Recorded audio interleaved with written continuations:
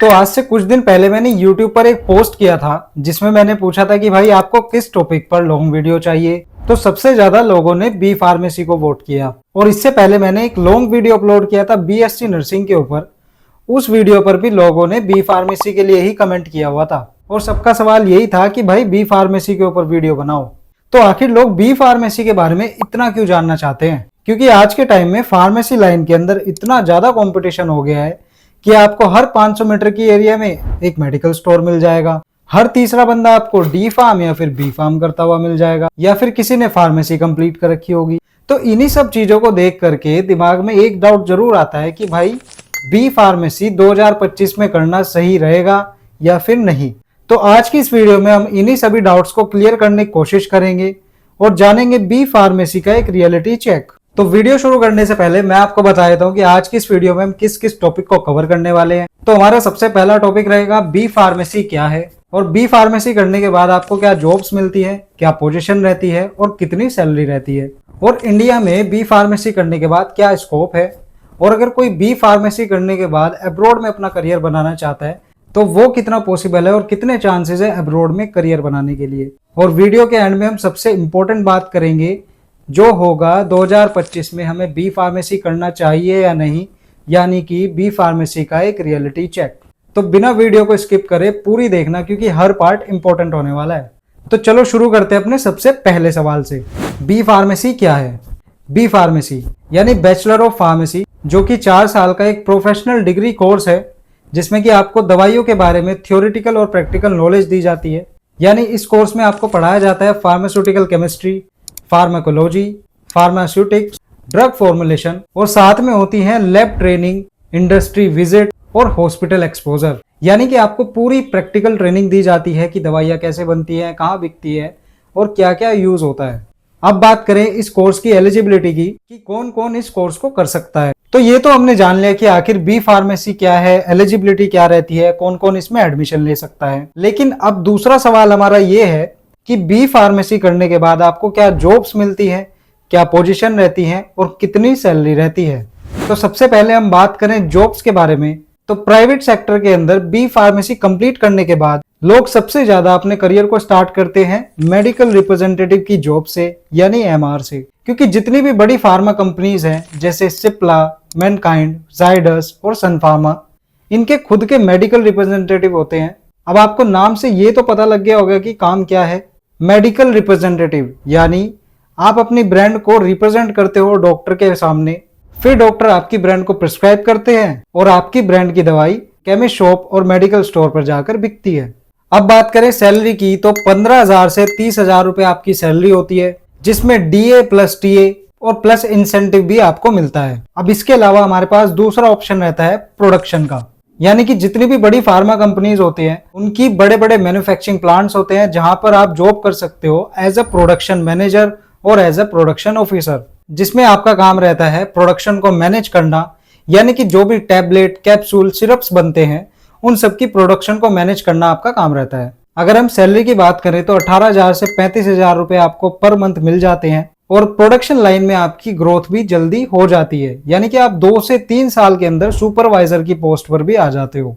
तीसरा ऑप्शन हमारे पास जॉब के लिए रहता है क्वालिटी कंट्रोल और क्वालिटी एश्योरेंस में। यानी कि इस जॉब में आपका काम रहता है कि जितनी भी दवाइयां बन रही हैं, जितने भी सिरप्स बन रहे हैं, उनकी क्वालिटी को चेक करना और अश्योर करना कि वो बिल्कुल सही है। और ये जॉब भी आपकी मैन्युफैक्चरिंग प्लांट में ही लगती है। अब सैलरी की बात करें तो 20,000 से 40,000 रुपए आपको पर मंथ सैलरी मिल जाती है। लेकिन इस जॉब में वही लोग अप्लाई कर सकते हैं जो कि रिसर्च ओरिएंटेड हैं। यानी कि आपको अगर इंटरेस्ट है रिसर्च में तो आप इस जॉब के लिए जा सकते हैं। इसके बाद हमारे पास ऑप्शन रहता है कि आप काम कर सकते हो प्राइवेट क्लिनिक, हॉस्पिटल में, जहां पे आपको एज अ फार्मासिस्ट हायर किया जाता है। और अगर काम की बात करें तो इसमें आप एज अ फार्मासिस्ट हायर होते हो, तो मतलब जितने भी पेशेंट का पर्चा होता है उन पर्चे को देख करके आपको दवाइयां निकाल के देनी होती है। लेकिन सैलरी इसमें बहुत कम होती है। अगर हम सैलरी की बात करें तो 10 से 15,000 रुपए ही आपको पर मंथ मिलते हैं। और अगर वर्किंग आवर्स की बात करें तो आपको कम से कम 10 से 12 घंटे भी काम करना पड़ सकता है।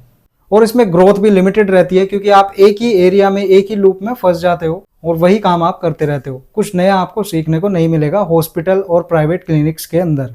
इसके अलावा जो लोग जॉब नहीं करना चाहते हैं वो खुद का बिजनेस भी कर सकते हैं, यानी कि मेडिकल स्टोर ओपन कर सकते हैं, एंटरप्रेन्योरशिप में जा सकते हैं, खुद की कंपनी बना सकते हैं, खुद का ब्रांड बना सकते हैं और अपना मैन्युफैक्चरिंग प्लांट लगा करके अपनी दवाइयाँ भी रन कर सकते हैं। लेकिन उसके लिए आपके पास एक्सपीरियंस, मार्केटिंग स्किल्स और बहुत सारा कैश होना भी बहुत ज़्यादा जरूरी है। अब अगर हम गवर्नमेंट जॉब्स की तरफ जाते हैं तो सबसे पहला नाम आता है ड्रग इंस्पेक्टर का, और ये एक बहुत ही रेपुटेड जॉब है। बी फार्म कंप्लीट करने के बाद आप इस जॉब के लिए अप्लाई करने के लिए एलिजिबल हो जाते हो, और इस जॉब को पाने के लिए आपको कुछ एग्जाम देने पड़ते हैं, जैसे कि एसएससी, सीजीएल। अब अगर हम बात करें ड्रग इंस्पेक्टर में काम क्या करना पड़ता है आपको, तो भाई जब आप ड्रग इंस्पेक्टर बनते हो तो पूरा जिला आपके अंडर आता है। मतलब कि जो भी जिले के अंदर दवाइयाँ बिक रही हैं, मार्केट के अंदर जो दवाइयाँ बिक रही हैं, कोई इलीगल एक्टिविटीज तो नहीं हो रही, उन सब की जिम्मेदारी भी आपके ऊपर आ जाती है। तो बहुत ही जिम्मेदारी की जॉब है। अब अगर हम बात करें सैलरी की, तो 50,000 से 80,000 रुपये आपकी पर मंथ सैलरी रहती है, और गवर्नमेंट के बेनिफिट्स तो अलग मिलते ही है। अब आप सोच रहे होंगे कि क्या भाई गवर्नमेंट सेक्टर में बस ड्रग इंस्पेक्टर ही एक जॉब है? तो ऐसा नहीं है भाई। इसके अलावा भी आप गवर्नमेंट के अलग अलग डिपार्टमेंट्स में फार्मासिस्ट की जॉब पर अप्लाई कर सकते हो, जैसे रेलवेज, एम्स और आर्मी में भी आपको फार्मासिस्ट की जॉब देखने को मिलती है। तो ये तो बात हो गई इंडिया के स्कोप की, यानी कि बी फार्मेसी करने के बाद आपको इंडिया में क्या जॉब्स मिलती हैं, क्या पोजीशन रहती है, कितनी सैलरी रहती है। लेकिन अब हमारा अगला सवाल ये है कि जो बी फार्मेसी करके अब्रॉड में अपना करियर बनाना चाहता है, उसके लिए क्या चांसेस हैं और क्या पॉसिबिलिटीज हैं। तो अगर आप अब्रॉड में अपना करियर बनाना चाहते हो तो उसके लिए पॉसिबिलिटीज हैं, लेकिन इतना आसान भी नहीं है कि आपको जाते ही जॉब मिल जाएगी। क्योंकि जितनी भी कंट्रीज आपको बी फार्मेसी के बाद जॉब्स प्रोवाइड करती हैं, वो साथ में आपको लाइसेंस और एलिजिबिलिटी टेस्ट को भी क्लियर करने के लिए बोलती हैं। यानी कि अगर आप किसी भी कंट्री में जाते हो तो वहां पे आपको या तो लाइसेंस को क्रैक करना पड़ेगा, या फिर उनका एक एलिजिबिलिटी टेस्ट होता है उसको क्रैक करना पड़ेगा। उसके बाद ही आप वहां पे जॉब कर सकते हो आफ्टर बी फार्मेसी। अब अगर हम बात करें कि कौन कौन सी कंट्रीज आपको जॉब्स प्रोवाइड करती हैं, तो सबसे पहला नाम आता है यूएसए का। और यूएसए में जॉब करने के लिए आपको एक एग्जाम को क्रैक करना पड़ता है, जिसका नाम है फॉरेन फार्मेसी ग्रेजुएट एग्जाम। और इस एग्जाम को क्लियर करने के बाद आप यूएसए में जॉब कर सकते हो आफ्टर बी फार्मेसी। दूसरी कंट्री हमारे पास आती है कनाडा, जिसमें कि आपको जॉब करने के लिए PEBC सर्टिफिकेशन को क्लियर करना पड़ता है। फिर आती है ऑस्ट्रेलिया, और इस कंट्री में आपको जॉब करने के लिए कैप्स का एग्जाम क्लियर करना होता है। और अगर हम बात करें जर्मनी की, तो यहाँ पे आपको एग्जाम तो क्लियर करना ही होता है, लेकिन साथ में आपको एक लैंग्वेज टेस्ट भी क्लियर करना होता है, जो कि जर्मन में होता है। तो इन सब कंट्रीज में आपको जॉब्स तो मिल जाती है, लेकिन लाइसेंस क्लियर करने के बाद। और कई कई कंट्रीज में तो आपको लैंग्वेज का बैरियर भी रहता है। एग्जाम तो क्लियर करना ही है, लेकिन उनकी लोकल लैंग्वेज का टेस्ट भी क्लियर करना होता है। लेकिन अगर आप सोच रहे हैं कि बी फार्म करने के बाद आप अब्रॉड में हायर स्टडीज कर सकते हैं या नहीं, तो वो बिल्कुल पॉसिबल है। आप हायर स्टडीज के लिए आराम से माइग्रेशन कर सकते हो फॉरेन कंट्रीज में। तो अब हमने बी फार्मेसी कोर्स के बारे में भी जान लिया, इंडिया में क्या स्कोप है वो भी जान लिया, अब्रॉड में क्या स्कोप है वो भी जान लिया। लेकिन अब हमारा अगला सवाल जो है वो बहुत ज्यादा इंपॉर्टेंट है कि आखिर बी फार्मेसी के बाद क्या रियलिटी है। तो अब बात करते हैं कड़वी सच्चाई की कि आखिर बी फार्मेसी करने के बाद क्या रियलिटी है। तो भाई आज के टाइम में इंडिया में हर साल 1 लाख प्लस ग्रेजुएट्स निकलते हैं बी फार्मेसी कंप्लीट करके, लेकिन उनमें से 10% लोग ही ऐसे हैं जिनको जॉब्स मिलती हैं या जो अपना बिजनेस बनाकर बैठ जाते हैं। बाकी के स्टूडेंट्स को धक्के खाने पड़ते हैं, क्योंकि जो बड़ी बड़ी फार्मा कंपनीज हैं उनकी भी वैकेंसीज लिमिटेड होती है, जिसका सीधा सीधा मतलब है कि जॉब की तो कोई गारंटी नहीं है। और अगर आप सोचते हैं कि गवर्नमेंट सेक्टर में हर साल जॉब आती है, तो भाई ऐसा भी नहीं है। गवर्नमेंट सेक्टर में भी बहुत ज्यादा लिमिटेड सीट्स, और अगर वैकेंसी आती भी है तो इतनी ज्यादा भीड़ उसमें एग्जाम देने के लिए अप्लाई करती है कि नंबर आना महाभारत ही हो जाता है। एग्जाम इतना टफ हो जाता है और इतनी ज्यादा वैकेंसीज भी नहीं है, बच्चे बहुत ज्यादा हैं, तो कहीं ना कहीं आपको कंपटीशन तो फेस करना पड़ता है। कुछ स्टूडेंट बी फार्मेसी करने के बाद मेडिकल रिप्रेजेंटेटिव की जॉब में स्टक हो जाते हैं, क्योंकि उन्हें कंपनीज ही इतना टारगेट देती हैं कि भाई इस महीने का टारगेट अगले महीने जाके पूरा होता है। और जिन्होंने बड़े कॉलेजेस से अपनी बी फार्मेसी कंप्लीट की है,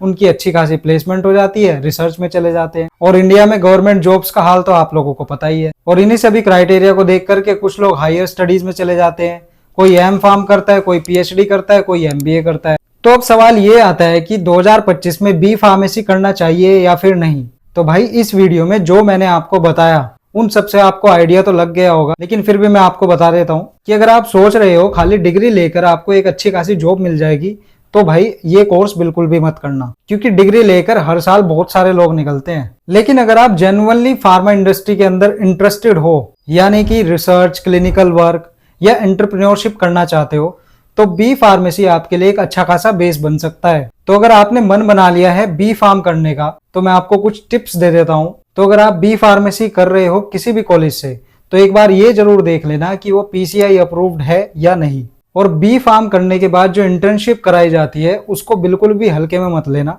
क्योंकि वही आपको अच्छे खासे कनेक्शन बना के देगी आपकी फील्ड के अंदर। कोर्स के साथ साथ अपनी कम्युनिकेशन स्किल्स को भी स्ट्रॉन्ग बनाओ और आने वाले लेटेस्ट फार्मा ट्रेंड से भी अपडेटेड रहो। तो इस वीडियो से आपका कोई ना कोई डाउट तो क्लियर हुआ ही होगा। बी फार्मेसी एक अच्छा कोर्स है, लेकिन बस डिग्री लेने से काम नहीं चलेगा। हार्ड वर्क, स्ट्रेटजी, प्लानिंग और एक्सपीरियंस के बाद ही आप इस लाइन के अंदर सर्वाइव कर सकते हो। तो अगर ये वीडियो आपको थोड़ा सा भी हेल्पफुल लगा हो, तो वीडियो को लाइक जरूर कर देना और शेयर कर देना उस दोस्त के साथ जो बी फार्मेसी करने की सोच रहा है। और कमेंट में जरूर बताना कि अगली वीडियो किस टॉपिक पर चाहिए। और चैनल को सब्सक्राइब जरूर कर लेना ताकि अगली वीडियो मिस ना हो जाए। चलो मिलते हैं नेक्स्ट वीडियो में।